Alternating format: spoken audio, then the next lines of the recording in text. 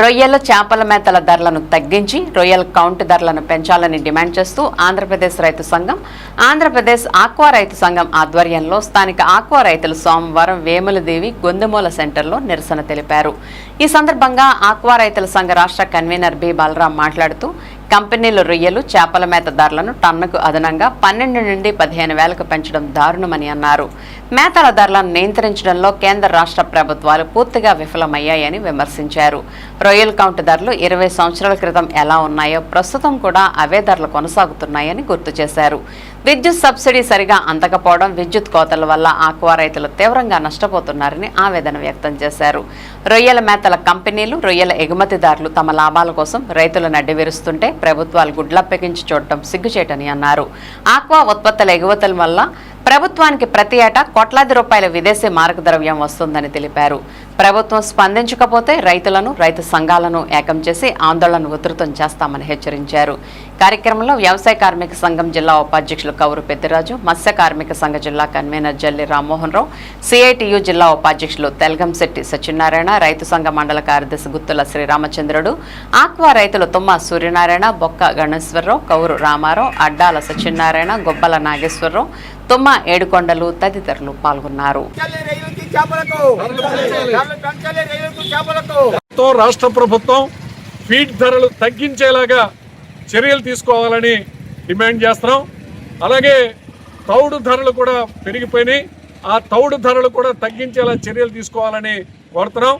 ఈవేళ ఆక్వా రైతాంగం ద్వారా, ఆక్వా రంగం ద్వారా కేంద్ర రాష్ట్ర ప్రభుత్వాలకి వేల కోట్ల రూపాయలు ఆదాయం వస్తుంది, విదేశీ మార్గద్రవ్యం వస్తుంది, పన్నులు సెస్సుల రూపంలో కోట్లాది రూపాయల ఆదాయం వస్తుంది.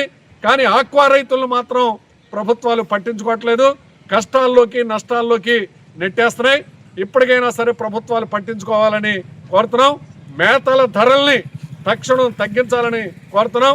ఒకవైపునేమో మేతల ధరలు పెరిగిపోతున్నాయి, కానీ కష్టపడి పండిస్తున్నటువంటి పంటకి మాత్రం, రొయ్యలకి చేపలకి ధరలు మాత్రం పెరగట్లేదు. కౌంటు ధరలు విపరీతంగా తగ్గించేస్తున్నారు. 20 ఏళ్ల క్రితం కౌంటు ధర ఎంత ఉందో ఈ రోజు కూడా అంతే ఉంది. అంచేత రొయ్యల కౌంటు ధరలు పెంచాలని డిమాండ్ చేస్తున్నాం. కంపెనీలు, ఎగుమతిదారులు సిండికేట్ అయ్యి ఈ రోజున రొయ్యల రైతులను దెబ్బతీస్తూ ఉంటే ప్రభుత్వాలు కిమ్మనకుండా ఉండటం చాలా దారుణమైనటువంటి విషయం. ఎప్పటికైనా సరే రొయ్యల కౌంటు ధర పెంచాలి. అలాగే చేపలకు కూడా గిట్టుబాటు ధర వచ్చి ఆక్వా రైతాంగాన్ని ఆదుకోవాలని కోరుతున్నాం. రొయ్యలు, చేపల రైతుల్ని ఆదుకోకపోతే పెద్ద ఎత్తున ఆందోళనలకి అన్ని సంఘాలని కలుపుకుని సిద్ధమవుతాం. దాంతోపాటు కోల్డ్ స్టోరేజ్ సౌకర్యాలు కూడా ఈ రోజున ఆక్వా రైతులకి కల్పించాలి. దీంతోపాటు దేశీయ వినియోగం పెరిగేలా కూడా చర్యలు తీసుకోవాలని కోరుతున్నాం. రొయ్యలు, చేపలు పౌష్టికాహారం. ఈ పౌష్టికాహారాన్ని తక్కువ ధరకి హాస్టల్స్కి, మధ్యాహ్న భోజనం, మిలిటరీకి, పోలీస్కి అందిస్తే పౌష్టికాహారాన్ని అందించినట్టు అవుతుంది.